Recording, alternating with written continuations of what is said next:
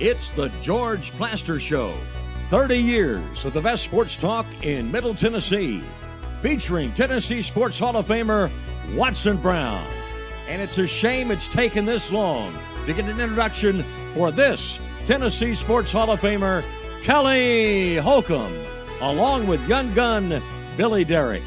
And now, here's your host, George Plaster.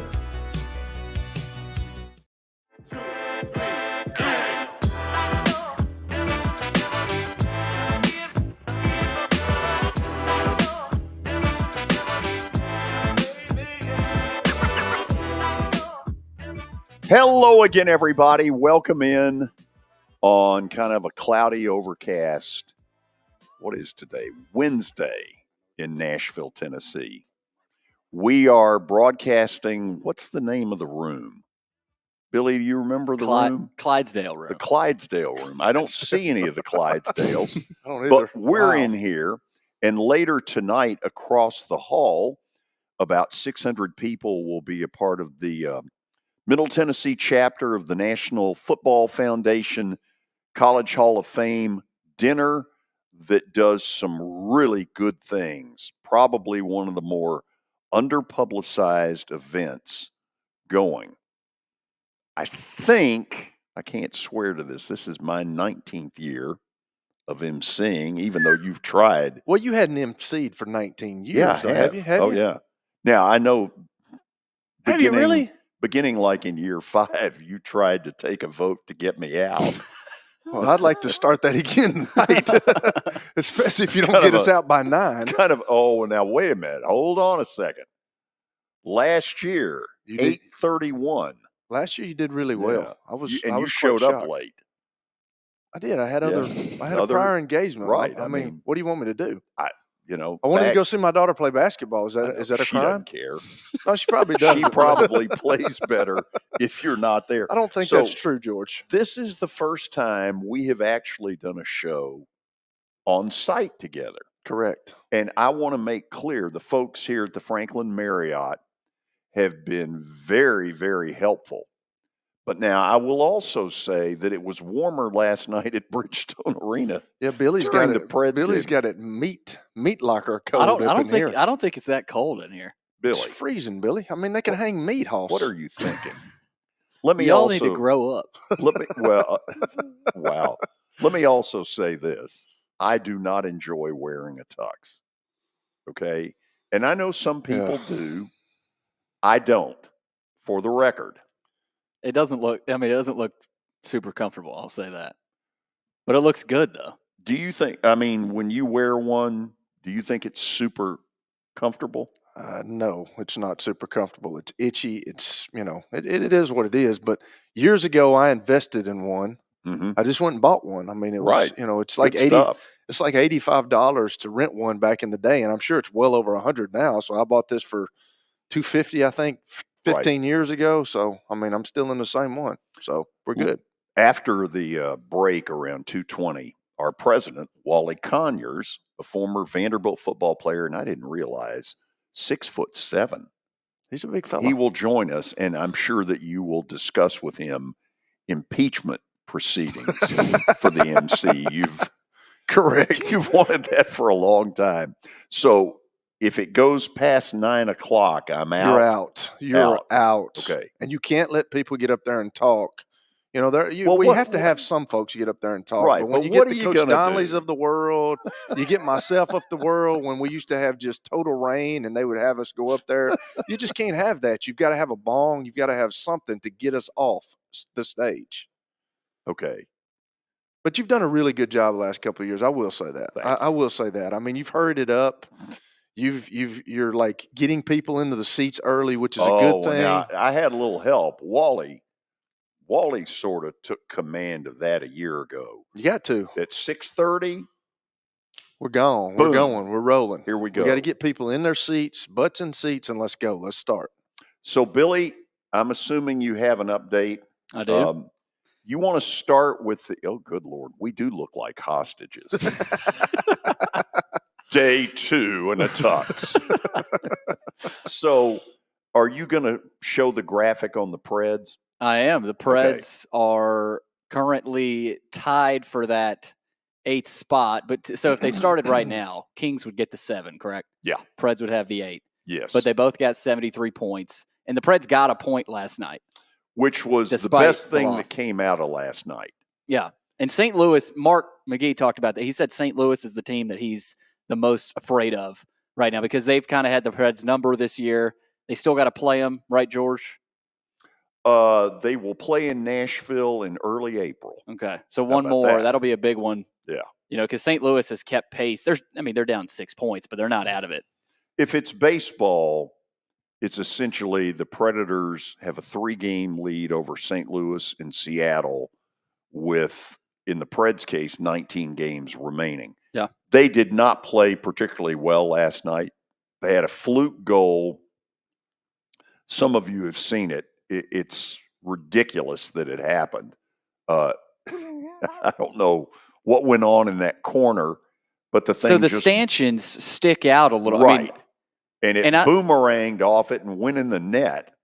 I'd love to know if that's ever happened. And I'm looking around going, what the hell just happened? Yeah, it was 6 seconds after they just scored to make it 2-1. 2-1. So in 6 seconds they made it 2-2, and it's demoralizing. And then Preds ended up scoring, and then they tied it 3-3 going to OT. But after that goal, it didn't really feel good. From the 2-2 point in the game, it just felt like they were behind the 8 ball. Yeah. I thought they reverted to some things before they went on this winning streak. Yeah, how many did they win in a row? 9? Was it 9? 8. They won 8. They were going for 9. So they were going for 9. Yeah. That's right, 8. And so, I've asked the question before, is this streak fool's gold? It's hard to know. I mean, you win 8 in a row. I don't think it's fool's that's pretty gold. good. Well, they were playing good, obviously. And Trotz said it Burnett said it after the game. It's hard to maintain that. Oh, absolutely. Especially in hockey, you get bad bounces. It's like baseball. Absolutely. Like an 8-game winning streak is hard in baseball too, in any sport. Give me important issues of the day. Item number 1. Item number 1. Florida. We're going to get to this later, but last night Florida wallops Alabama 105-87. They're pretty good, man. And Alabama now sitting. That was an elimination game. They still had a shot to earn a share of the SEC title, but they don't after losing to Florida last night. And tonight we've got Tennessee and South Carolina. And the winner, if South Carolina wins, they've got the leg up because they will have beaten Tennessee twice. Yeah. Tennessee wins, the race is over. Yeah. So Tennessee, South Carolina, UConn, and Marquette also tonight.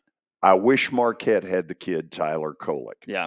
Because he makes all the difference in the world. Mm-hmm. If they get him back for NCAA tournament time, nobody wants to screw with Marquette. No. Marquette is a pain in the butt to play. So if Tennessee wins tonight against South Carolina, it really doesn't matter what they do against Kentucky. They can win tonight and win outright. No, but it would let me say it this way.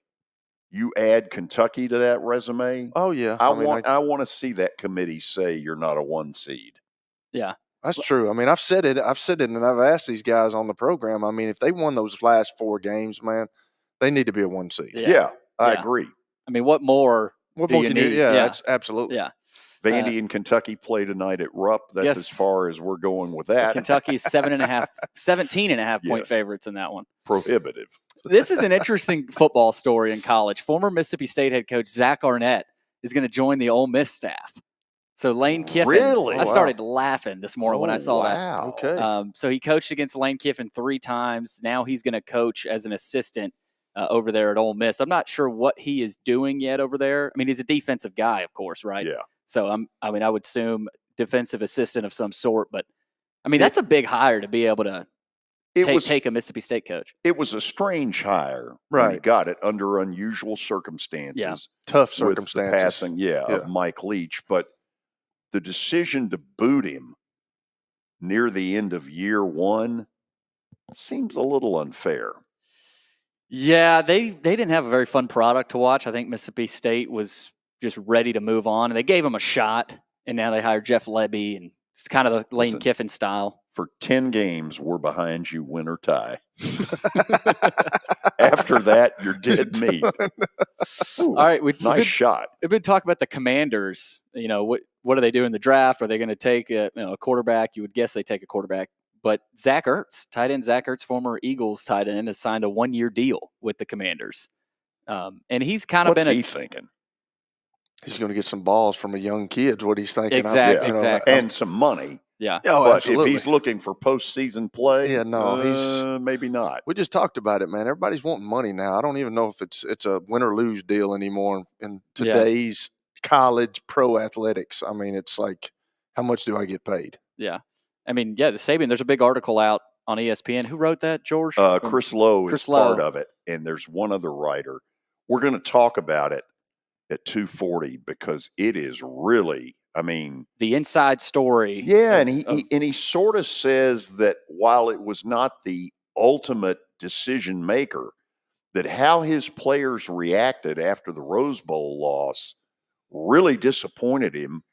And, his quote, and I'm going to read the whole thing, is you win with class and you lose with class. And it sounds like he was becoming fed up with the system. No, that's it. That's what's going to start happening over and over, George. I mean, the system, it's dictating a lot of what these older coaches are doing. Like they're not used to this. Like Coach Cutcliffe said, I didn't sign up for this. All these coaches, they didn't sign up for this stuff. I mean, the NIL stuff, I've always said that kids need something, but the NIL stuff, when you give a kid $2 million, man, then you got head coaches from college teams going to be coordinators in the NFL. I mean, you're running your own program, and you would rather, instead of dealing with this, go to the NFL, which I mean, I understand. Yeah. They're already getting paid in the NFL, but now you don't have to worry about that stuff. You got it's crazy because you're having to recruit your own kids in your building. Yeah. I don't understand how they're doing it. A friend of mine who is a Division I head basketball coach told me about 6 months ago, he said, the thing that sucks the most is you recruit a kid, he agrees to come to your school, and in the old days, that was sort of it. That's it. He said, you now are re-recruiting this kid every day. Yep.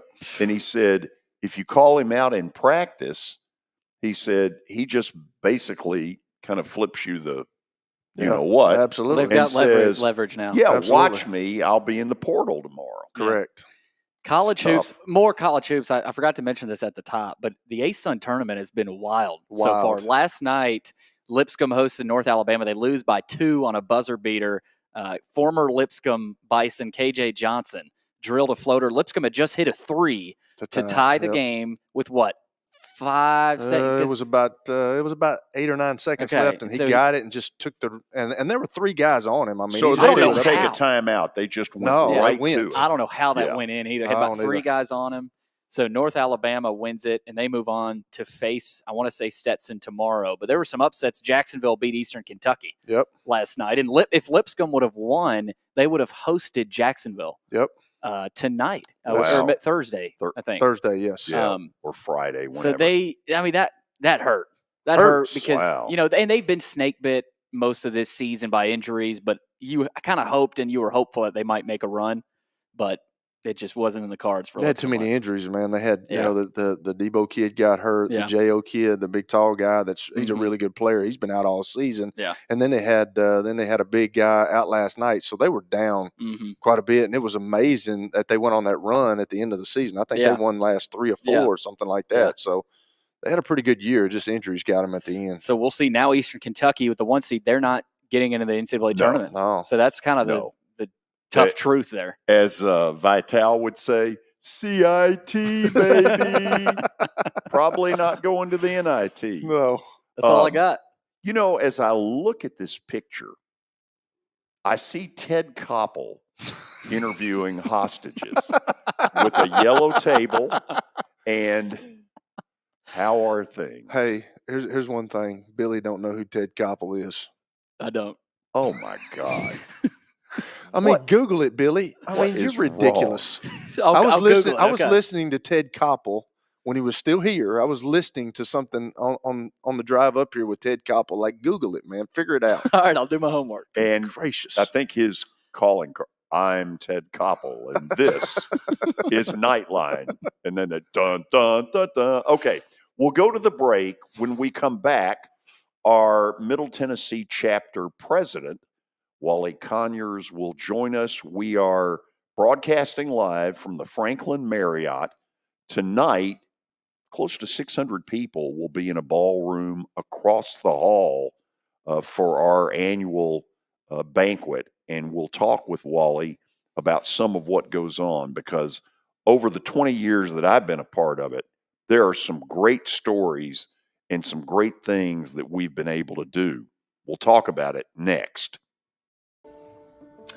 It was the most horrible experience that any mother could ever go through. I knew that I needed to get help.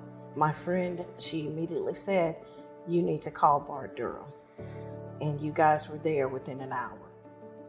You guys are like family for us. Yeah, sure is nice to connect with the people that you're doing your best to help.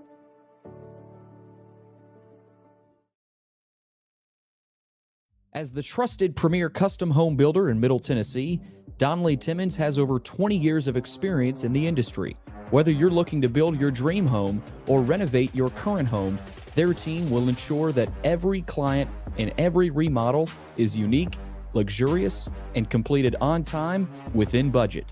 Founders Dustin Timmons and Joey Donnelly have over 25 years of construction experience in the Nashville area. Together, they have completed projects in Forest Hills, Oak Hill, Green Hills, Franklin, and Brentwood. Dustin and Joey believe that communication is the most important aspect of all construction projects. Therefore, they personally manage each project themselves and are involved in job site activities on a daily basis. Their commitment to quality and integrity has earned them an outstanding reputation among their clients. Contact them to set an appointment for a free consultation or to view some of their completed projects. Give them a call at 615-456-7983 or log on to DonnellyTimmons.com. I'm Watson Brown. I'm Kelly Holcomb. I'm Billy Derrick. We're the George Plaster Show. We've been Nashville's best sports talk for the last 30 years. And you know what? We still are.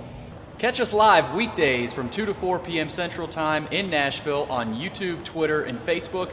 Also, the podcast version is available on Spotify and Apple Podcasts. Looking for more than just awards and trophies? Southern Trophy House is your one-stop solution. For over 60 years, their team has created lasting impressions with a personalized touch. From embroidery to screen-printed apparel to corporate awards, signs, and name badges, they have everything you need to keep your brand shining bright. With their knowledgeable customer service team, you can relax as they create, produce, pack, and ship merchandise and awards on time and on budget. That includes etched crystal awards, custom-cut acrylic, name badges, embroidered Richardson ball caps, banners, screen-printed T-shirts, laser-engraved Yeti cups, and knives. Recognize your hard-working team from Southern Trophy House, where they do their best to help you recognize your best. Located at 2705 Nolensville Pike in Nashville, give them a holler, 615-256-7295. Visit southerntrophy.com. Southern Trophy House, for all your personalization and recognition needs.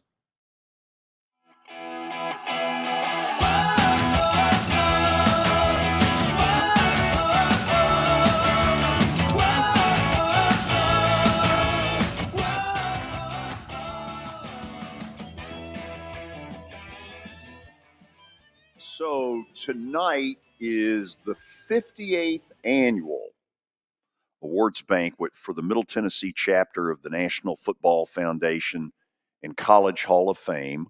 Wally Conyers, former Vanderbilt football player, president of our organization, and not a real smart move to sit between Kelly and me. How you doing? I'm doing well, thank you. It's great to be here. I try to not get in the middle of any altercations that y'all may. Right. No, the only altercation I'm gonna have is with Billy. That it's not really with George. It'll be with Billy. All right. But look at what we've added since we now have a backdrop. I mean, this is big time. It's very professional. Okay. All fun and games aside, this banquet every year has done some incredible things to promote football in this area. Absolutely. Our organization, the mission is really to promote amateur football in Middle Tennessee. If you look at the media, there's some mixed signals, mixed stories with high school and college athletics, specifically football. Our organization is 100% positive. We've got a tremendous roster of very deserving high school and college athletes that are being recognized for their accomplishments in the classroom and on the field. Also, really a great legacy of community service among these honorees tonight, and then also have a great group of adults that are being recognized as well. There's something like 65 high school, for the most part, juniors and seniors who will be honored tonight. And I guess basically it's through coaches' recommendation. Mm-hmm. That's right. The coaches hand select an individual who just serves as the perfect representation and ambassador for their program.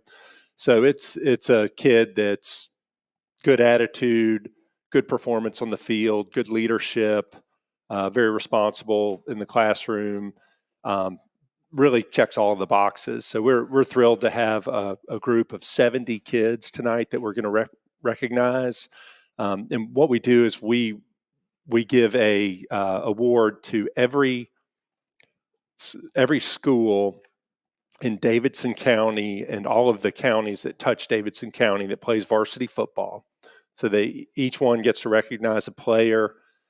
We have almost all of the head coaches come to the banquet. A lot of the college head coaches as well. We'll have Clark Lee from Vanderbilt will be here tonight. Andy McCullum from Swanee, former MTSU coach. Eddie George will be in the audience as well. So have good representation from the colleges, some former Titans. Just a lot of people who are part of the football community in Middle Tennessee. Thrilled to have them here.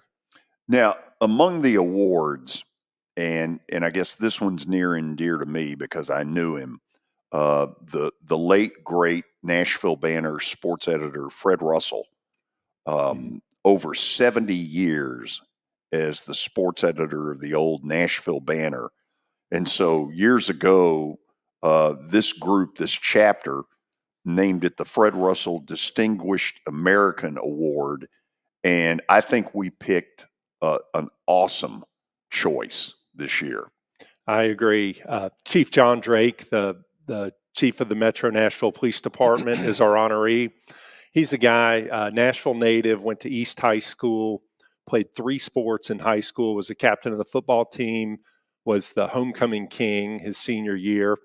I think we had an embarrassing picture of him from the early 80s that I think we not make it. We got rid of that. Yeah, didn't make the final draft, but really a great Nashvilleian. Has been on the police force for 35 years. Just a tremendous legacy of service and leadership. Very visible in the community. He cares about his hometown.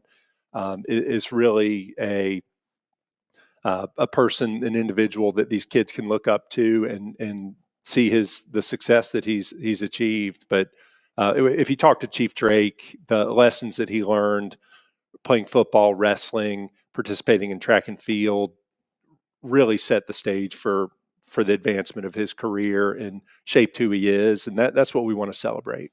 Kelly, here's one I know you know something about. Roy Kramer's Contribution to Football Award this year goes to Maurice Fitzgerald, who has been such a mainstay in football in the Middle Tennessee area for, goodness, since I was growing up. Yeah, I've never met Maurice, man. But I've heard so many things about him. And Actually, you might have and didn't know it. I probably did. He was man. at the bowling event. I probably did. I'm terrible with that stuff. I'm good with faces, not with names. But Maurice, I've heard so many things about him and what he's meant to this community, and it's just good. I got involved with his organization, I guess, about 16 years ago when I retired. And it's just like nobody really knows about our organization. When you go to talk to kids at schools, and used to, we had to go actually hand the questionnaires to we can email it to everybody now. But when I first started this, we had to go hand it to the coach, and then we had to get all that stuff done. And it's a cool organization, and nobody really knows what we do. I mean, I always have to tell these kids, well, it's this and this, and we're going to honor you. You're going to have to dress up. And, I think the kids enjoy dressing up in a tux. George does not like dressing up in a tux. I'm not the greatest with it. But, I think very true. I think it shows just how important, amateur athletics is. Now, college is kind of stepping above amateur right now, which I guess I'm going to ask Wally about here in a second. But, I just think it's a great organization, and it's fun to get to see all these young kids every year, these young men that have done so much. And it's not necessarily the best player on the team, but it's somebody that the coach realizes that had a significant impact on the team, whether it was in the classroom, off the field, in charity events, things like that, which I think that's really cool. And the unfortunate thing is we've kind of fallen on some financial hardships. When I first started this, we had somebody underwrite the whole deal, so we could just go out and and everybody used to be able to get scholarship money. And now, with him passing away, and then we're having to, go out and get that. We cannot give everybody scholarships. And I wish we could go back to the way we used to do it, So if everybody's out there, if we can get the word out, great organization. It goes through the college Hall of Fame and all that. And our overall president is Archie Manning. So, nationally. Nationally. Yeah. So I don't think people, they have a big event in New York, and it's a really cool deal. And we have one of the better chapters in this Middle Tennessee area, the Middle Tennessee chapter that actually does it right. We may be in the top 2 or 3 in the country. Absolutely. As size of the event, the things that Correct. we do. Wally, they're a sponsor of my show. They're a huge sponsor of this. We couldn't do this without Wilson Bank and Trust.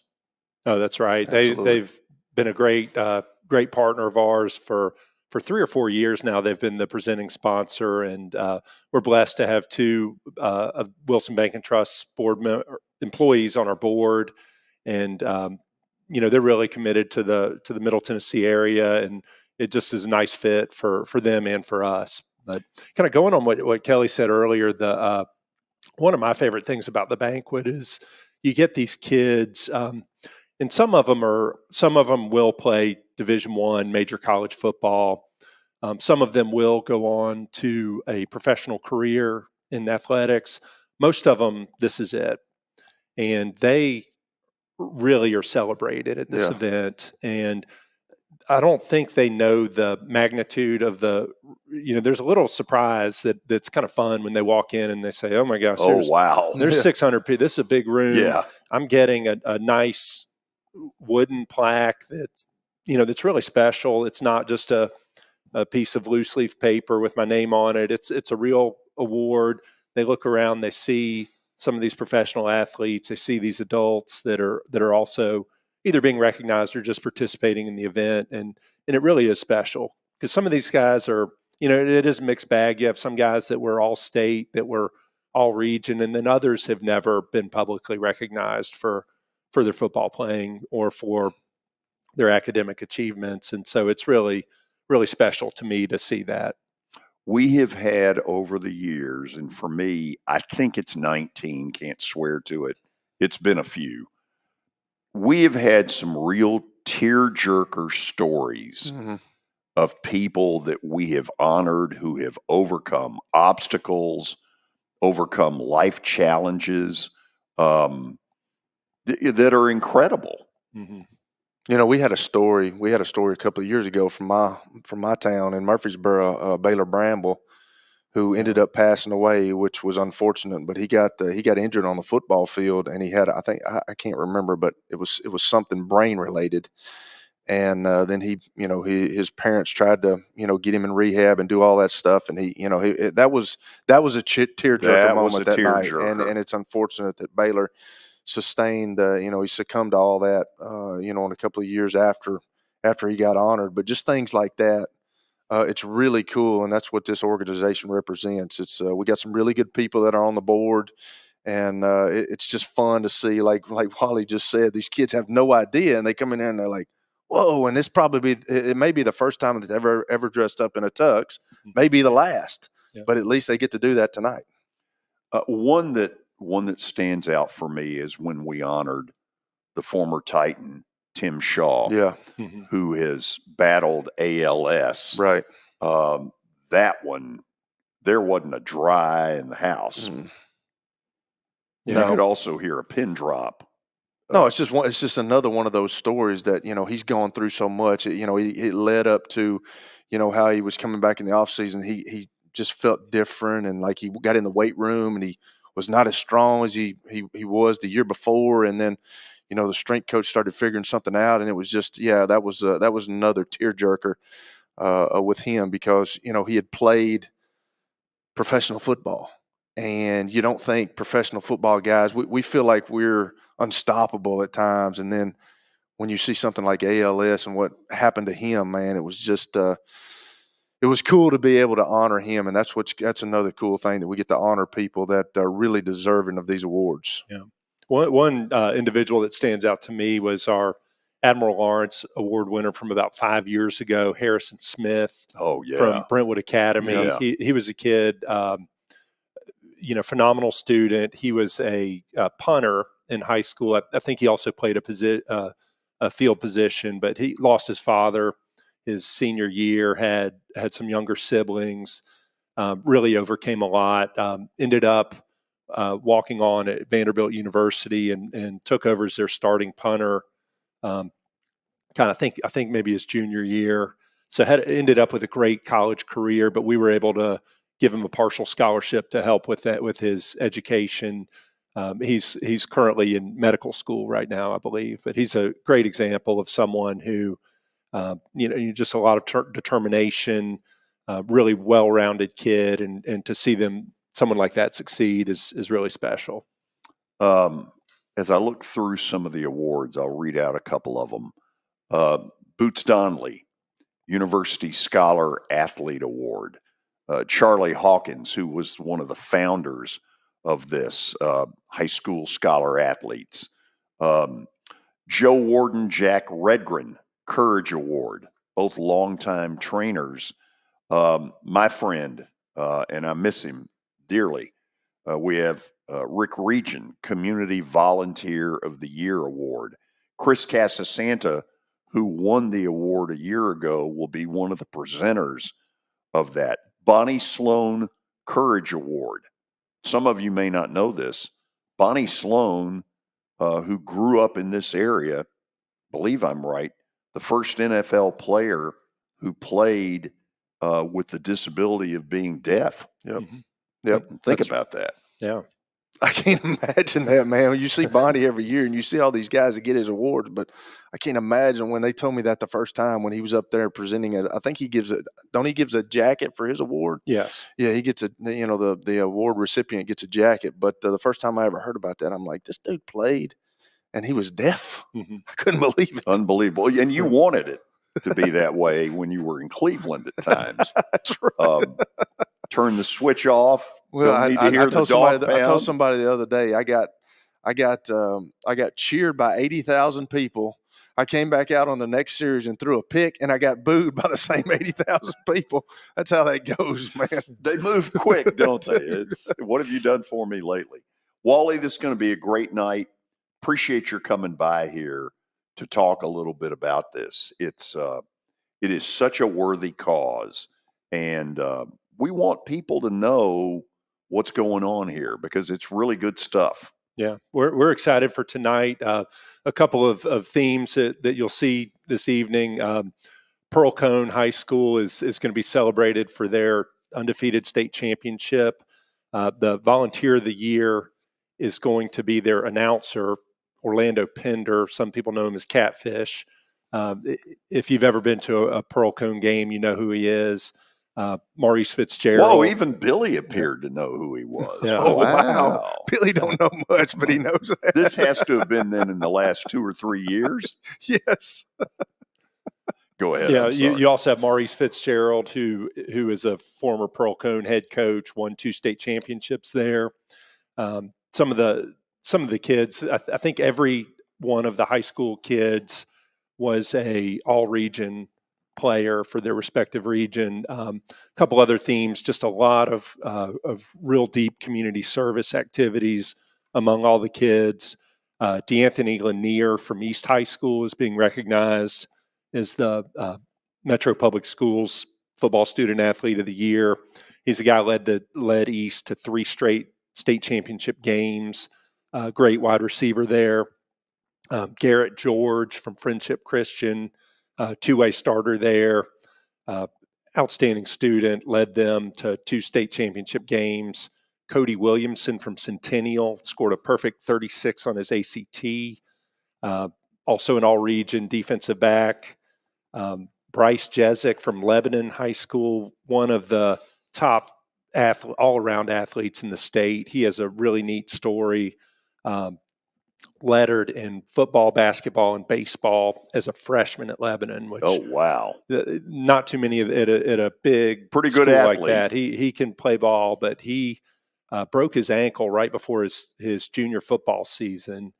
Came back, joined the team, was an all-region defensive back as a junior, and then during the basketball season tore his ACL, and kind of right according to script. Came back and had a phenomenal senior year. So that's the kind of story that we have. But we're really excited about everything. And Ty Clark is another guy that we're recognizing with a scholarship award. He's an all-state running back from Franklin Road Academy. Tremendous career there. He signed at Wake Forest in December. And one of the things that jumped out at me that, I was aware of Ty just from what he was doing on the field, but he was the male student of the year for 4 straight years at FRA. Oh, wow. Which, unbelievable. It's pretty good. It's a great student. Yeah. Talking to his coach and to people in his community, just a great kid. So we're really thrilled to have the opportunity to recognize these guys. It'll be a special evening. I feel really good that we picked out, the whole group of us on the board, some really good and deserving honorees. This is a really impressive list, and I know you feel good about that too. Unfortunately, there's a lot of kids that we're not recognizing with scholarship awards that are very deserving. Because it's really tough whittling it down. It's almost impossible, but the good news is it's hard to mess it up. I mean, you've got so many deserving kids, but we do try to run a very thorough process in coming up with those awards and have a set of criteria that we hold to. And, it's really a special event and a special evening. So thanks for coming in here and talking to us. Stick around. You'll learn all the don'ts of broadcasting. There's some do's, but there are also some don'ts, and we do more of the don'ts than the do's. Wally, thank you. Thank you. Appreciate it. Wally Conyers is our Middle Tennessee chapter president of the National Football Foundation and College Hall of Fame. After the break, we'll get into this big story that ESPN released earlier today about the closing days of Nick Saban's era at Alabama. You're going to want to read it. We will talk about it next. Hit After Hit has become the baseball store in Tennessee. They have over 1,000 different models of gloves and over 1,500 wood bats. They also have several Iron Mike pitching machines as well as a Hit Trax machine. If they don't have it, you probably don't need it.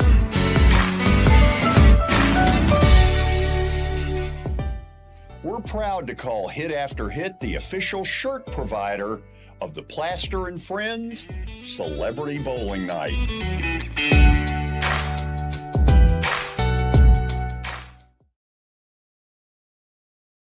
Forget the fact that Sir Speedy Music City is owned by my BGA classmate James Warren. Their work stands on its own merit.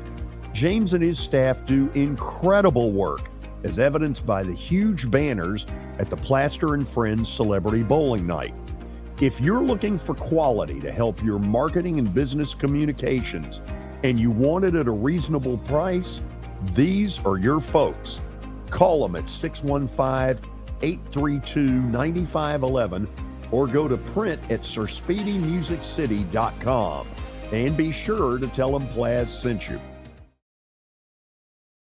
Over the years, more men have started to seek help for hormone deficiencies and imbalances, and Dr. Jeffrey Lodge and wife Daphne, along with their experienced staff, give men the treatment required to improve their quality of life, improve your immune system, energy level, cognitive function, and more. There's no better time to achieve a healthy lifestyle. What are you waiting for? Give Cool Springs MD a call today for an appointment at 615-486-3458 or visit the website coolspringsmd.com. For over 35 years, Wilson Bank & Trust has been committed to providing customized banking solutions to help individuals, families, and businesses in Tennessee achieve their goals. As your full-service community bank, we are proud to offer loans with competitive rates, local decision-making, and fast, friendly service from our experienced lenders. No matter where you are on your financial journey, Wilson Bank & Trust is ready to help you take the next step. Visit your nearest Wilson Bank & Trust office or online at wilsonbank.com to get started today. Member FDIC, Equal Housing Lender.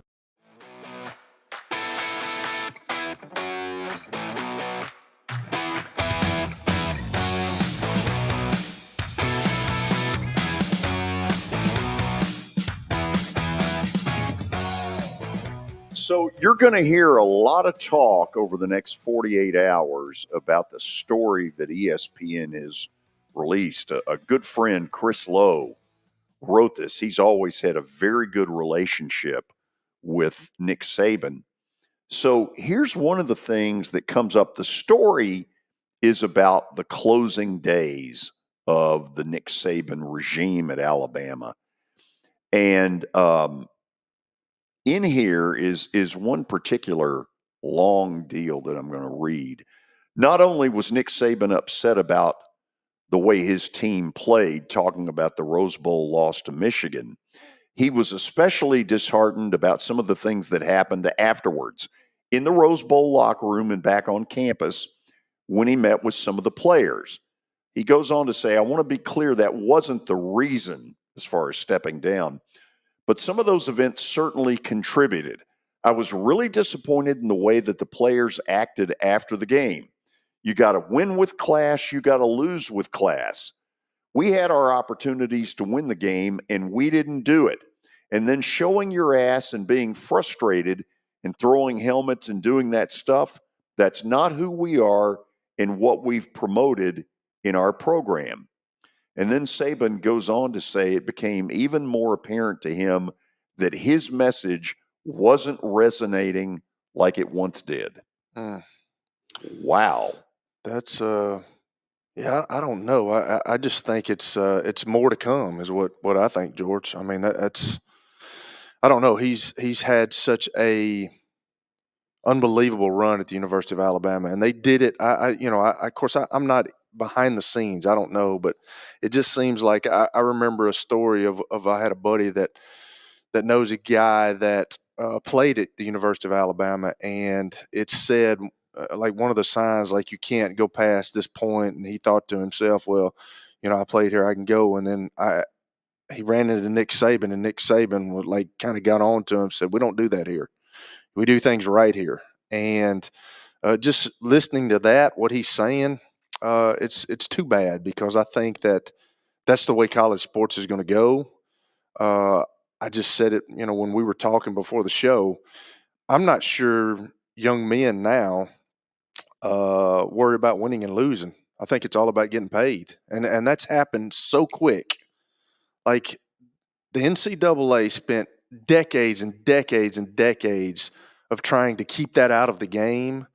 And now they've gone about it and they have no plans for it. That's why the lawsuit against UT, and UT went after them, because they had no plans. They just let the cat out of the bag and, hey, we'll figure it out as we go. And you just can't do that. You have to have some sort of plan. And I just think that's what's going to start happening, George. And you're going to start seeing more coaches do the same thing.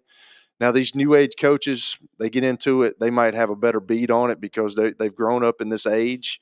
But older coaches like Nick Saban and all those guys that are old school guys, they're going to have a problem with it. And you're going to have a problem of getting your message across to kids, because everything now is this. When they even go on campus now, they're wanting to know how much money and are you going to give me to come? And what we're doing tonight is a little bit of the opposite. Yes. On the high school level, at least so far, it hasn't seeped to the point where I think it's an attitude issue.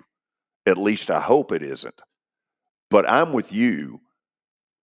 I think there's a majority of these kids now on the D1 level, and in particular at the Power 5 schools, that I'm not sure give a damn whether their program wins or loses. It's just, what is the size of the check? And when we had Bruce Arians on a couple of weeks ago, he talked about the transfer portal.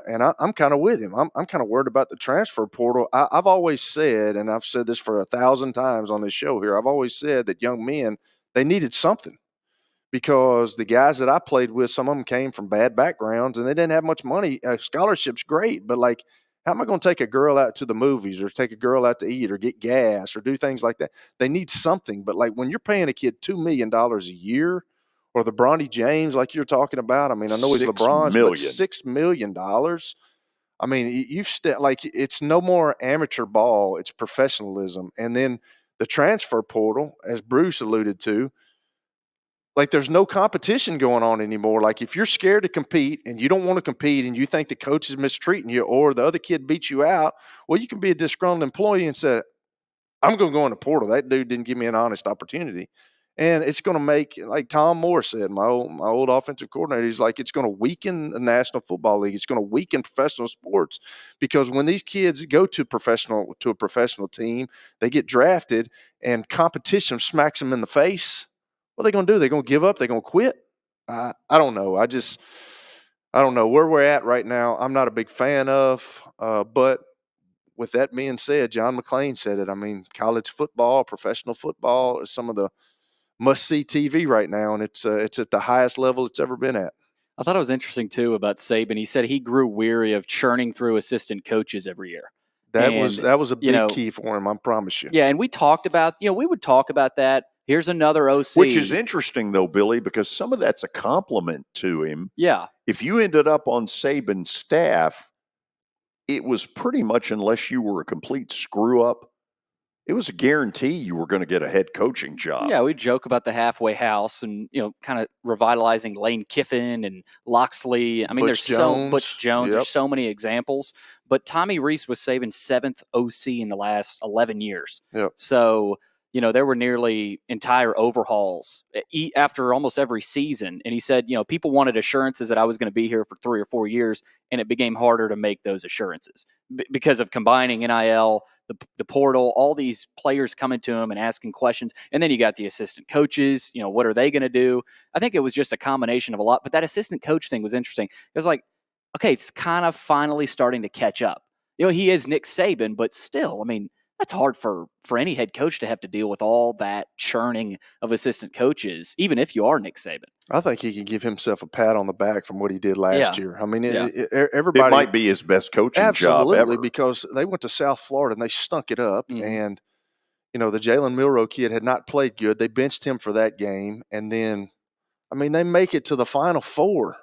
Yeah. That was pretty unbelievable what he did last year. And, I know that they were having some issues, but I know for a fact that guys were going there as assistant coaches and they were trying to rebuild their resume. Like, if they had done something wrong, he would help rebuild their resume, and then they would go on and get a head coaching job. And that's gotta start wearing on you as a head coach. You know that people are using you. You understand that, but he was able to battle through that, and he had he's arguably, I don't know if it's arguable, I guess it is, but the greatest coach in college football history. It was interesting. One of the things that came out in the story after Alabama got back to Tuscaloosa after the loss, Saban and his wife went on vacation, which turned into some really serious talks.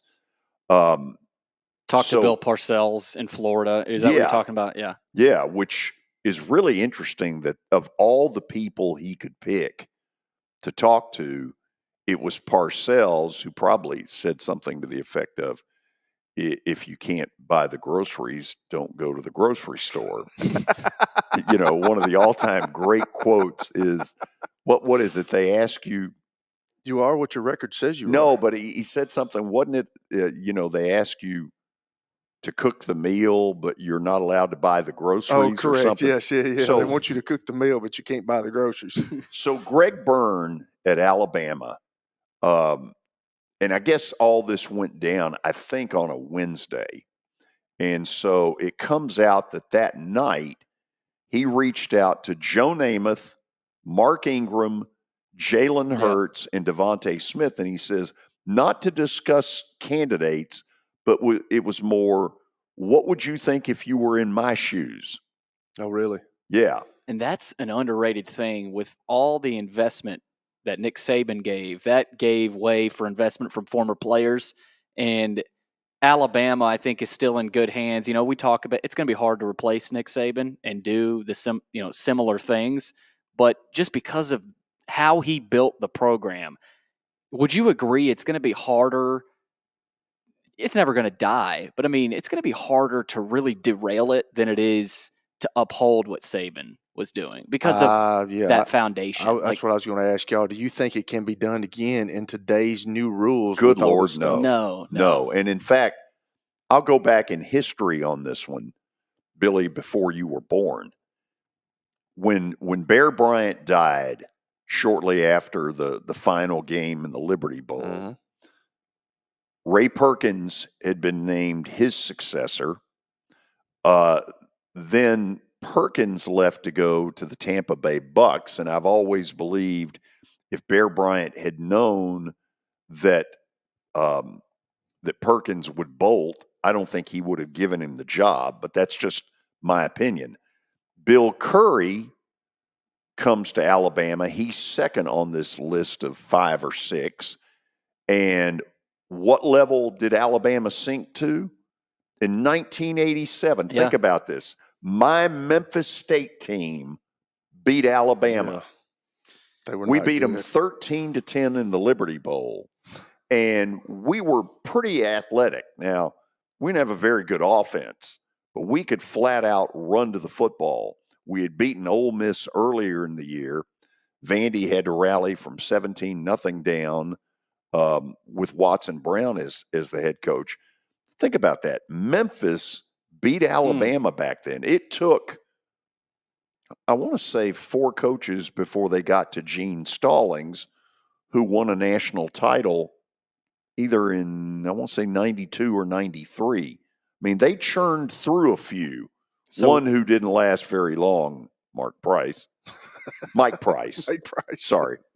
Sorry, Mark Price. So what you're saying, you're kind of pointing to this, that can happen again. Damn right it can. Oh, absolutely. Listen, if first of all, I wouldn't have taken the job.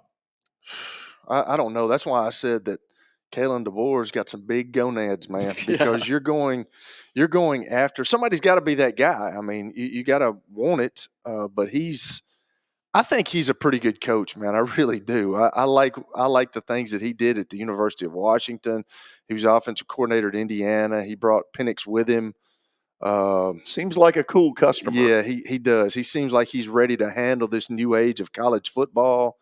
And I wouldn't be surprised if Alabama just picks up. I don't know if they can pick up where they left off with Saban, but I wouldn't be surprised if they don't fall very far. So the story, Billy, indicates that it kind of came down to DeBoer and Mike Norville, who had come, obviously, is at Florida State. Today is at Florida State, and before that, University of Memphis. That's and there was a deal in place with Norvell. Well, is what it said. The story. Well, the story makes it sound like it was really close to being Norvell. Yeah. Oh, wow. I did not know that.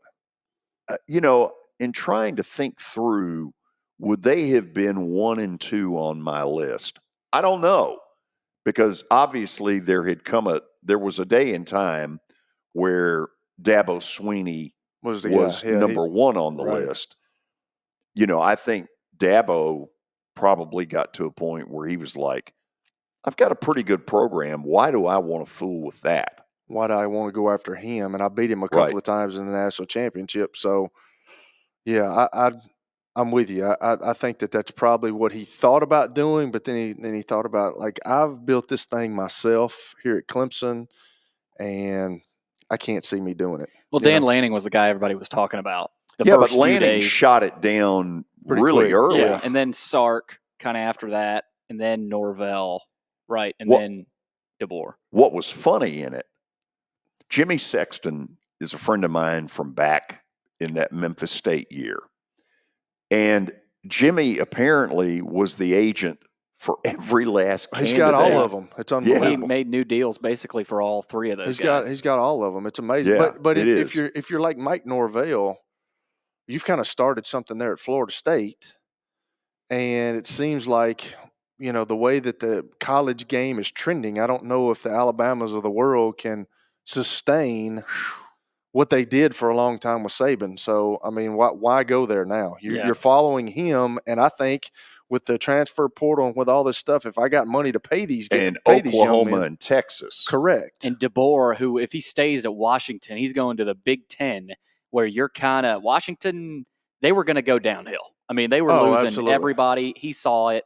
They were going to be middle of the pack in the Big Ten, and he probably felt like it was a step up, as opposed to Norvell, where it might have just been either level or go down. Right. No, absolutely. I agree. I think it was a step up from the University of Washington, because I don't know, like, you might have one team out of 20 years to maybe go for a national championship, which has sort of been their past history. Correct. They had been to one other college football playoff. Correct. When Jake Browning was their quarterback. The first one and the last one. Were they? Well, they were in the last one. I don't think they were they in weren't. the first My bad. one. I don't know. I just know they were. They lost to Alabama down in Atlanta at yeah. They got pummeled. Yeah, and that's when Jake Browning was the quarterback. So, yeah. Okay, after the break, Kelly, I want to put this level of confidence out there. Okay. We've never done Stat of the Day where we could look each other in the eye. I think it's going to be. You think it's going to help? Well, I think it's going to be a huge I don't think difference. so, George. I really don't. I don't either. After the break, we'll go to Stat of the Day, especially if it's one of these NBA rebounding questions. I mean, we've gotten too many of those. So after the break, we'll have Stat of the Day, and then we're going to go to the quarterback shuffle that's going on in the NFL right now. We're going to talk about 4 of them and where Kelly thinks they're going to end up and where he thinks they ought to end up. This will be interesting. Hope you'll be with us.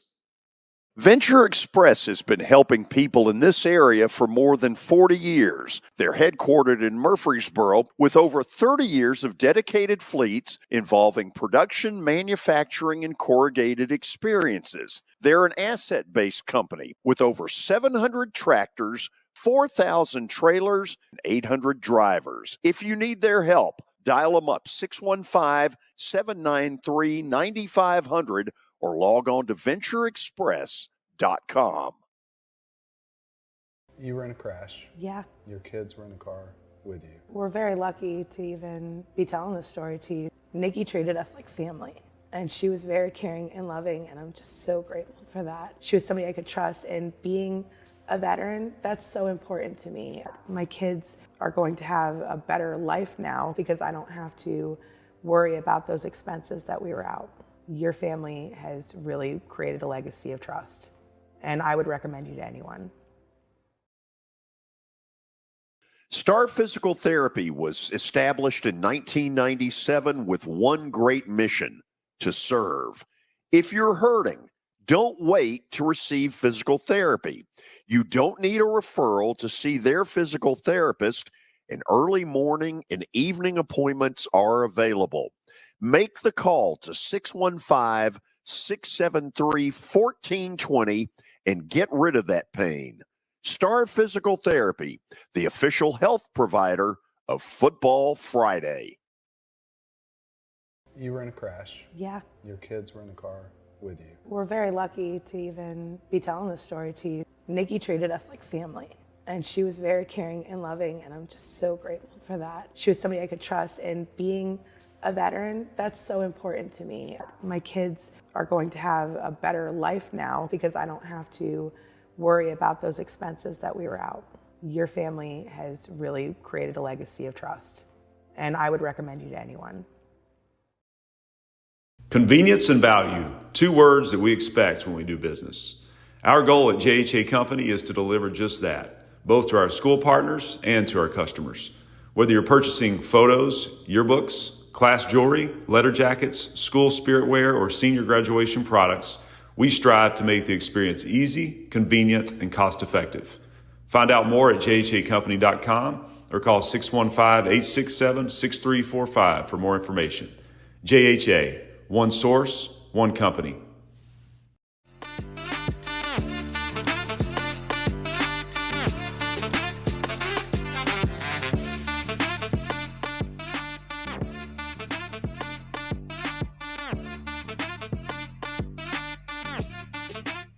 Top of the hour on a Wednesday.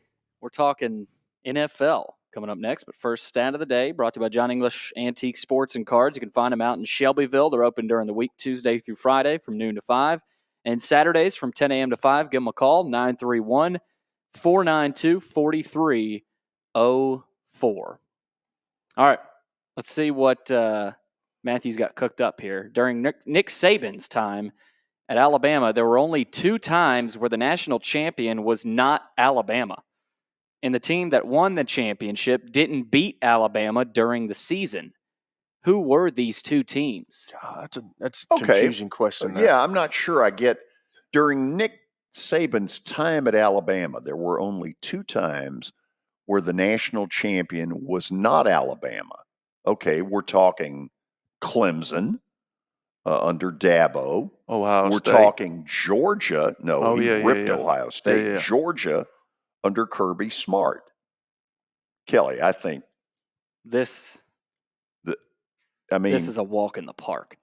Oh, you just lighten up. I mean, you've allowed some questions to get out there that nobody. We could be here till midnight. Well, that's part of the fun of it. Well, for Kelly, you got any suggestions? Kelly, I think it's what he said. It's Clemson and Georgia. Yeah.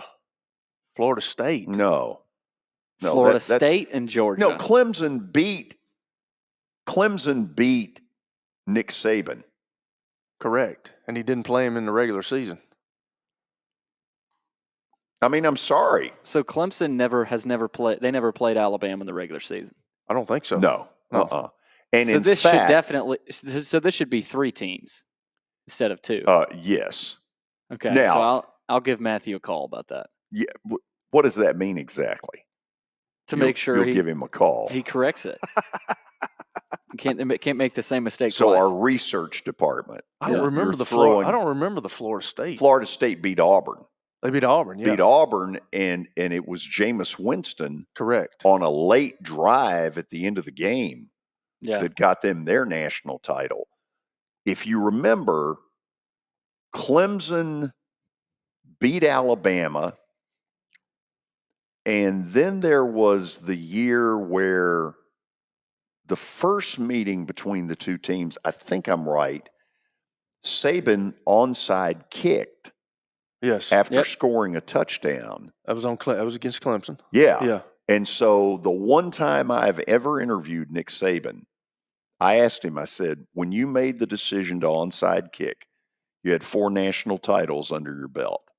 If you'd had 0, would you have made that call? Yeah. And he looked at me and he goes, that is a hell of a question. And I said, well, what's the answer? He said, I don't know. He said, but when I'm on that podium tonight, because it was one of their Crimson Tide caravan stops. Yeah. He said, I got to be honest, I'm going to be thinking about that. That's a good question. I felt like man. I'd hit pay dirt. That's right. That's a good question. Okay.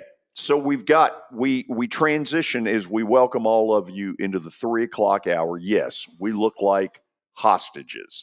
We're not. We're not. I'm hostage to this tuxedo. We are at the Franklin Marriott, and tonight will be the 58th annual National Football Foundation and College Hall of Fame annual banquet. And it's an amazing event. It's better than what we put back here, our little backdrop there. You like that? I do like that. Yeah. We got something. Can't quit laughing at the hostage. Yeah, it's a tremendous event. Well, we've got some blue tint over here. And I haven't figured that out either, because when I look, there doesn't look like anything blue. Y'all getting ready to have a meeting with somebody important. Maybe. Hey, we're trying to take this show to a different level is what we're trying to do. Right. So we decided to get dressed up in tuxes. And instead we look like damn hostages.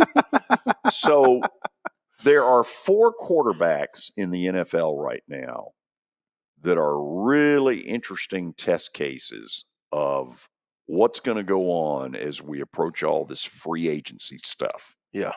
Okay, let's put the picture of Justin Fields up there. Kelly, I thought toward the end of last season that he really made a step up in his quarterback play with the Bears. It's funny. I said this a couple of weeks ago, George, but the perception, like at the beginning, before the year started last year, everybody was talking about how Justin Fields was going to be a franchise quarterback, and then they start off on the note that they started off of, and now everybody's saying, well, can this guy play? And then at the end of the year, he had some injury struggles, I think, last year, but at the end of the year, he started playing better, but they don't have much of – like if there's not a lot around there's him. not a lot around him. I mean, all these guys that we're about to talk about, other than I think y'all probably going to bring up Kirk Cousins. I mean, he didn't. Who's he got around? Like nobody knows any supporting cast for the Chicago Bears. Don't forget Cole Kmet. Oh yeah, you're a big Cole Kmet guy. Yeah. I forgot about that. Big tight end, but Notre Dame, isn't he? Yep. He is. Yeah. So Billy knows. Who I do think he played better at the end of the year, but like it's going to be what are they going to do with him? They've got the number 1 pick. So are you going to – you've already had your litmus test with him. Do you think that he can carry you further, or are you going to move on from him? And I've personally said that with Caleb Williams out there, I'm going to move on. Yeah. That's what I would do. Okay. So let me ask this question, because it feels like Fields is tied directly to Atlanta. Well, but to Kirk Cousins. Because if Cousins doesn't sign in Minnesota, everybody's got him pinned to be going down to Hotlanta, GA. Well, yeah. I mean, if Kirk Cousins if he does not sign back with the Vikings, he's going to be first on everybody's list because the guy's a proven commodity. He's a proven winner. What do you like Justin Fields? I'm not sure. I mean, we say that he's. That's a big question that these executives have got to think about. Like, well, he didn't have guys around him, but if we do put guys around him, what do we think he can do? Yeah, what does that mean? And if you make that mistake as a head coach or a GM or a front office, I mean, we've talked about it. It can set you back years. So there's some big questions. Let me ask you about Justin Fields. Do you think a new offense, a new system, new players around him would help him? Say he does land in Atlanta, or do you think he is who he is? Billy, I don't know, man. I always use Jim Plunkett. I always use him. I go back to the day of Jim Plunkett. He got drafted by the New England Patriots. Didn't play very good there. Then he goes to the Oakland Raiders and he wins championships. Grass was greener on the other side. Correct. So I don't know. I think the guy's got some ability. I do. I mean, it was no fluke that he. What he did at Ohio State. I mean, the Bears are cursed anyway at quarterback. So I don't know. I think a new setting sometimes is good, and I think he's got the ability. Plus, he's a thick guy. He got to stay healthy, but he's a thicker guy. He can run. He can make things happen when you don't have good protection around him. But he's got to have pieces around him to succeed in that league, as does everybody else. And Atlanta's got some of those pieces. Oh, they do. Now, Absolutely. Part of the rumor about Atlanta is Justin Fields is a Georgia kid. Right. He initially committed to Georgia. Correct. And then ended up transferring to Ohio State. Correct. Who knows where that part's going? But let's put the picture of old Kirk up there, who's coming off the Aaron Rodgers injury. But Aaron Rodgers got a lot more pub about it. Assuming that health-wise that he is A-OK, and he's been trying to show people in some workout footage that he is, why would Minnesota not re-sign him? I have no idea why they wouldn't re-sign him. Unless they think they can move up. I don't know what is their draft position, Billy? Do we know? Let me see. I don't even know their draft position, but if they could move up and get one of the guys that they think may be a mainstay for them for a while, maybe. But like Kirk Cousins has been there. He's won got the games. 11th pick. The 11th pick. So those quarterbacks are going to be gone. So now McCarthy might not be. I just do y'all what do y'all think about McCarthy? What is y'all's? I'm not sold on that, man. Like I thought he showed more than he had in the season in the national championship. He started running a lot more. Like he had some big runs, and he kind of showed that he's more athletic than he had during the season. But he's kind of like a Kirk Cousins. I mean, maybe he gets in a good system and can play well, but I don't see him, doing anything better than Kirk Cousins. But in a world where quarterbacks are now at a premium like they have never been. Correct.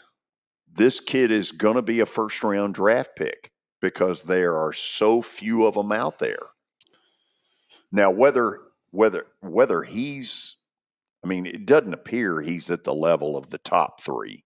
Yeah, I don't know. I heard Jim Harbaugh say, "Hey, he's the best quarterback to ever play at Michigan," and that he was there. I don't. I don't know draft him and move Herbert to strong safety. Yeah, I don't think they're going to do that. I don't think Jim is going to let Justin Herbert go. But he just hasn't done it for me. I mean, he won a national championship. Don't get me wrong. I get it. You talking about people around him. He had some players around him. You have to. Maybe he'll turn out to be a great pro. I mean, nobody ever thought that Tom Brady was going to be drafted in the 6th round and be the kind of quarterback he was. So it's just such a crapshoot with quarterbacks. And I heard one of my friends say the other day, like Bill Parcells, that's why Bill Parcells said, I'll never draft a quarterback in the 1st round. And, he got the likes of, he got Phil Simms, and I think Phil Simms was a 1st-round pick, but Phil Simms was he's from Morehead State, had a lot to prove. I think when you draft a guy that high, sometimes when they go into an organization, they feel like, hey, they drafted me with the 1st pick, or I was the 1st pick of the draft for this team. I've got to carry this team. And I think that's where Tom Brady kind of separated himself from. He just played within the system, took what the defense gave him, and it was about everybody else other than him. And I think that's what a lot of quarterbacks, and that's what I'm afraid of with Caleb Williams or guys like that. They go into that league thinking, I'm about to tear this place up, and it's a learning experience. Absolutely. It doesn't quite work that way. No. So, Billy, am I right? Free agency starts next week in the NFL. I think you're right. I'm thinking March 13th, although I don't have it in front of me. March 13th. The Vikings, it seems to me, have to get Kirk Cousins signed. That's sort of the deadline because he's going to want to know, am I going free agency? Am I staying here? Right. And I just don't see how the Vikings can let him go because Atlanta is going to pounce. Yeah, because if he goes on the open market, he's going to be the top guy on free agency at quarterback. There's no question. I know that they got Russell Wilson coming up. We're going to him in a minute. But Kirk Cousins is going to be at the top of the list. Let's go to Russell Wilson. I think most of you know the story. Denver's about to release him, and whoever out there decides to sign him pays virtually nothing. Yeah. Denver owes him 80-something million. Yeah, 37, 38 million a year. Yeah. For those 2 years. It's a good gig if you can get it. Do you believe he's got stuff left in the tank? I do. I think he. I think he. I don't. You're looking at those two, at that picture right there, and those two. They hated obviously each other. just did not mix. And my quarterback coach from Cleveland was Russell's quarterback coach in Seattle, Coach Smith. And I'm going to try to get Coach Smith on here at some point. I texted him the other day, and he said my brain is fried, so let's just wait a couple of months because I've been coaching for 40 years, and but he was talking about how Russell's personality, he was like, he never had a bad day of work. He always had a smile on his face. And you look at Sean Payton, he's a Bill Parcells guy, and that just does not mix with those guys. And I think that's where they had the problem with. I think Russell, obviously, he's won a Super Bowl. Probably should have won another one if they would have handed it off to Marshawn Lynch one more time instead of throwing it. But, I mean, I think he's even come out and said that he feels like he can get two more Super Bowls under his belt. Didn't he? Did he not say that? He did say it. Yeah, he said a lot of stuff. I know he has. I mean, he's kind of reaching right now, but he's got to go to the right situation. And I do think he's got, because I've always liked his game, man. I think he's a pocket passer who takes the opportunity to run. In Denver, he was totally out of sorts. He was in the wrong offense for him. He'd had no. It felt like he was in the wrong offense on purpose. Well, it was almost like Sean Payton wanted him to fail. Well, you know this too. We just talked about having people around him. Like Denver is not good on offense, not good on defense, nor special teams. So, I mean, good gracious. I mean, they got 70 put up on them against the Miami Dolphins last year. So hard to do. I think he's got some years left, but I don't know where he goes. Okay. Well, let me try this one first. When he left Seattle, at that moment, if he had retired, was he a Hall of Fame quarterback? Ooh. Just in Seattle. Ooh. If he wins that second Super Bowl, maybe. He's on the cusp, man. I think I would have rather him gotten another Super Bowl under his belt. So he's sitting there. People are like, what's the incentive? Well, first of all, he's getting paid out the wazoo. Correct. And so the money, that part's already taken care of. I would assume what he really wants in wherever he's going is to build up his legacy, sort of a second wave in his career to say, I'm a Hall of Famer. I belong in Canton. What about the Steelers? I can see that. Well, I was about to get to that. So let me ask this. From a monetary standpoint, you owe virtually nothing if you're Pittsburgh to get him. Yeah. Is he better than Kenny Pickett? No doubt. Yes. No doubt. Question. No question he's better than Kenny Pickett. I've never thought Kenny Pickett was – I just don't think he's going to be able to get the Pittsburgh Steelers where they want to go. I don't believe that. But with this – unique circumstance with Russell Wilson, with him getting paid by the Broncos for the next 2 years, you can bring him in for nothing and say, hey, we're going to put you here. We don't have to pay you, but then, hey, we're going to give you an opportunity to compete. And he might be looking for, I want to come in as a starter or whatever, but if he's willing to compete, I think he can go to a place like Pittsburgh and kind of pick back up where he left off. So you think that's the right place for him? Man, I would. I like with Arthur that. Smith. I like that. I like that situation for Russell Wilson. Pittsburgh is always known for their defense. Mike Tomlin is a really good football coach. He has not had a losing season since he's been there. He's won a Super Bowl. He's been to a lot of big games. They got people around him. That organization knows how to win games. I think that would be a tremendous place for Russell Wilson. Would you rather have Russell Wilson or Ryan Tannehill? I would rather have Russell Wilson. Okay. That's me. Let's get to Ryan. I like Ryan. I mean, I'm a Ryan Tannehill guy, but if you're asking me between those two, Russell Wilson. Okay, let's get to the last one. Yes, Baker, who a year and a half ago was on the scrap heap of the NFL, had been, part of about 4 different teams. And then all of a sudden in free agency, he selected Tampa Bay. And he had kind of a career year with them. Best year he's ever had, yeah. Now, this is just me. Baker Mayfield needs to stay in Tampa. No doubt. Do everything you can to stay with the Bucs, but it's got to be mutual. I think it is mutual, is it not? I'm not sure. I don't know. Who knows? Why has that not already happened? No tag yet. So well, they're not going to tag him. No, I wouldn't. He's not worth the kind of money. Yeah, with the when you start tagging guys and you start tagging franchise quarterbacks, you're going to have to pay them a lot of money. They don't want to have to pay him as much because they just of course re-signed Evans. Because you don't know, based on his past career, was this a moment in the sun, or is this the beginning of upward mobility in his career? Correct. That's a good point, George. So I don't. If I'm him, I'm doing my best to stay at Tampa.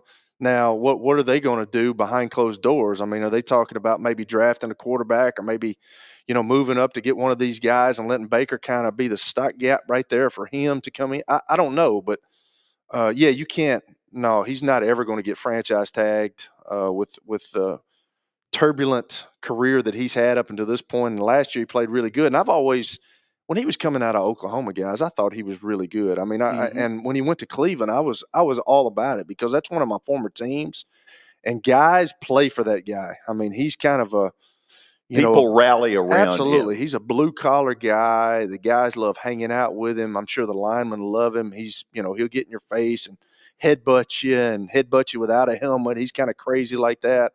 And he played well last year. It looked like. And I heard an interview with him that when he went to Cleveland, they started talking, hey, you can't do the things that you used to do. Like, being crazy and doing all this stuff. You can't be like that in the National Football League. And when he went to Tampa, Todd Bowles and him said, hey, we want you to be Baker Mayfield, man. Like that was I forget the offensive coordinator's name, but he said, we want you to be Baker Mayfield. And I think that was, Canales. I think that was the best advice that Baker Mayfield, you have to be who you are. And if you're not, if a coach is trying to take that away from you, who finds that out? Your teammates. They know phoniness. Like my agent used to tell me that all the time. If a coach is phony, teams know. If a quarterback's phony, the team knows. The team knows about, like, if you're not being who you are, that doesn't work. And last year, you saw who Baker Mayfield was, and he played better. He had the best year of his career. Yeah, Canales is in Carolina now. They've got Liam Cohen down there now, too. So is there a correlation between Baker Mayfield's rise in Tampa and the fact that he's not on every other commercial? You think about it, early in his career, he was on every commercial known to man. Well, he was still riding that high of the early drafts. Oh, absolutely. Yeah. I mean, and you think about that. When Tom Brady played, he wasn't on commercials. He was totally 100% about football. You know what I'm saying? Yeah. I mean, that does. You're playing. I wonder if Baker made the decision to say, "Hey, I can do this stuff in the offseason, but I'm not doing this stuff right." You know what I'm saying? It was kind of ridiculous, the amount that. Yeah, he wasn't able to use Cleveland Stadium anymore either. That's correct. But that, the things that quarterbacks don't understand when you come into the National Football League is you would love to just go out there and practice and play, but when you're a number one pick, or when you're a team's number one pick and you're a quarterback, the extracurricular stuff that's outside of football tends to weigh on you heavier, and it's like a great place to be able to go into the facility and just get away from all that stuff and concentrate on what you're there for in the first place. Okay, so there are 4 right there as the dominoes start to change beginning next week with free agency. Fields appears to be tied to whatever goes on with Kirk Cousins and the Vikings. If Fields is the only one left standing, he's likely in Atlanta. Russell Wilson, there are a lot of people aiming him at Pittsburgh. I also wonder about the Giants, but they've got Daniel Jones. And the Raiders, too. Because Aiden O'Connell, what do they think about him? And then there's Baker in Tampa. And just my opinion, he ought to stay in Tampa. But we're now into March, and it hadn't happened. So there are the 4 quarterbacks we're talking about. After the break, It was an absolutely superb night of Plaster Bet of the Day. Here's a thought. It's about damn time. Stay tuned. As the trusted premier custom home builder in Middle Tennessee, Donnelly Timmons has over 20 years of experience in the industry. Whether you're looking to build your dream home or renovate your current home, their team will ensure that every client and every remodel is unique, luxurious, and completed on time within budget. Founders Dustin Timmons and Joey Donnelly have over 25 years of construction experience in the Nashville area. Together, they have completed projects in Forest Hills, Oak Hill, Green Hills, Franklin, and Brentwood. Dustin and Joey believe that communication is the most important aspect of all construction projects.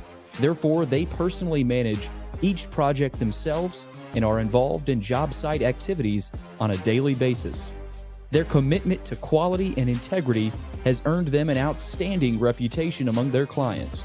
Contact them to set an appointment for a free consultation or to view some of their completed projects. Give them a call at 615-456-7983 or log on to DonnellyTimmons.com. It was the most horrible experience that any mother could ever go through. I knew that I needed to get help. My friend, she immediately said, "You need to call Bart Durham." And you guys were there within an hour. You guys are like family for us. Yeah, sure is nice to connect with the people that you're doing your best to help.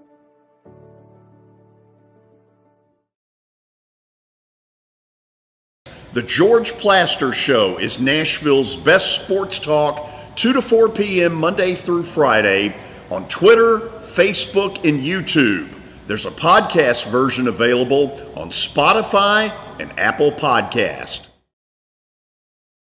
Looking for more than just awards and trophies? Southern Trophy House is your one-stop solution.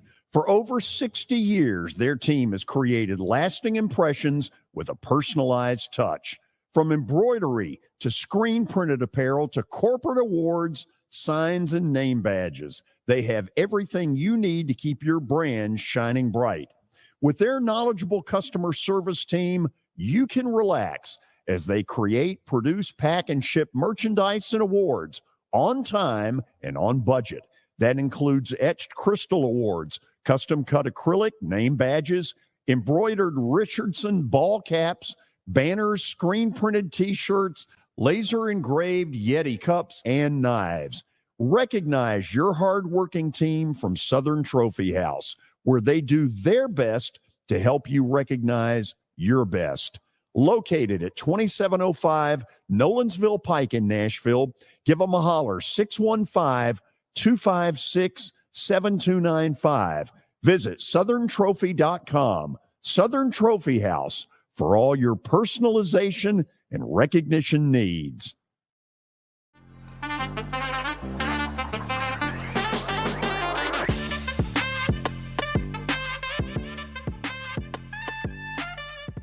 Final segment on a Wednesday, not a Monday. It's time for Plaster's Bet of the Day, brought to you by Bart Durham Injury Law. Give them a call, 615-242-9000, or log on to bartdurham.com. Let's check out what happened last night. 3-1 night. Oh, yeah. Purdue. There's a lot of green. Yeah, Purdue beat Illinois. Had to rally to do it. By 6. Yeah. And then Florida walloped Alabama. And then Texas Tech beat a awful Oklahoma State team. Finally, I got one right on Texas Tech. You did. But when you look at that number, it looks bad. I mean, like 51-60 doesn't appear. Yeah. But when you're in the 40s and the losses are in the 60s, it just looks really bad. It don't look good. It don't look good. No, it don't look good. And then It does not look UNLV good. beat San Diego State. Yeah. UNLV very quietly is 19-10, and I think squarely sitting on that bubble. I think they are. Yeah, this is a big bubble this year. Oh, it's a There's big a old lot bubble. of teams just floating around. Billy don't know back in the day when the running Rebs had Larry Johnson and all them. Man. Oh, What'd they call them? Was that the running Rebels? The running well, no, Rebs. didn't they have another nickname, or was that was Houston? That was Phi Slamma Jam. Well, they also had the nickname "the best team money can buy." Oh, that's true. Who was their coach? The crowd, Tark. Jerry Tarkanian's not walking through that door. Right. The crowd started up last night because I saw a little of it in the first half and they did this a lot when Tark was there. They'd go on a run and the crowd would just go, Rebels, Rebels. And they, like Golden State does with the Warriors. Okay, it seemed like a better story than it turned out. So let's get to tonight in some explanations of why. Bottom line, Indiana's not very good. Gosh, that's just awful, man. Because I remember growing up, the Indiana Hoosiers with Bobby Knight were really good, and now I watched them the other day. They suck. I'm not sure that Mike Woodson will be back at Indiana next year. And that job comes open, you'll see some really good names rumored with it. Minnesota, they've been a pleasant surprise in the Big Ten. They're at home. Minnesota has a gym that's probably the most unique, it's a little bit Memorial like Vandy. Gym. Yeah. Oh, really? Yeah. Okay. And kind of raised court, 3-level place. They're starting to get it going a little bit. So I'm going Minnesota tonight at home against IU. Here's another one that I want to talk about. Vegas has made a decision on Northwestern. It started a week ago when they had Northwestern as only a 2.5-point favorite at home against Iowa. This has been one of the better teams in the Big Ten. Well, all of a sudden, Northwestern pooped the bed Saturday against Iowa, and Vegas has just thrown them out with the bathwater. This is a very average Michigan State team. Northwestern ought to be a little hacked because Vegas has just written them off, and I think they've had too good a year for that. Not only do I think Northwestern covers, don't be shocked if they win. Hey, there's no hazing going on in the basketball locker room, that's for sure. Is that correct? Yeah. So far, as far as we know, yeah. But Michigan State's going to be desperate there because they lost Saturday, I want to say. Are they in right now? I think they're another bubble team. And Northwestern's on that bubble. Yeah. I mean, everybody's on the bubble. Yeah. Big bubble. Yeah. Not everybody. Tomorrow, a lot of college basketball on the show. Former Mississippi State coach Richard Williams will join us at 2:20. The Bulldogs have gotten their act in gear and as of right now appear to be situated as an 8 seed. And then we'll have our weekly visit with Coach Ron Bargatze. Kelly, this was fun. Just don't talk too much tonight, George. Get up, sit down. Get us out by 9. Yeah, but you didn't really. I mean, we were out by 8:31 last year. I don't think it was 8:31. Oh, I know it was. No, I would looked very I would have to closely. see the notes from last year. I don't think it was 8:31. Others in the room are confirming it. They don't know. They do know. No, they don't. Kelly needs his beauty sleep. He's got to get back. There's no question. I got to drive back to Murfreesboro, man. Back to the borough. Get up, Poor be brief, baby. And sit down. No jokes, no cheap shots at you. Yeah, you can do that because I don't have the mic, so you can do that. Right. We'll see how all this works. Talk to you tomorrow. Thanks for being with us.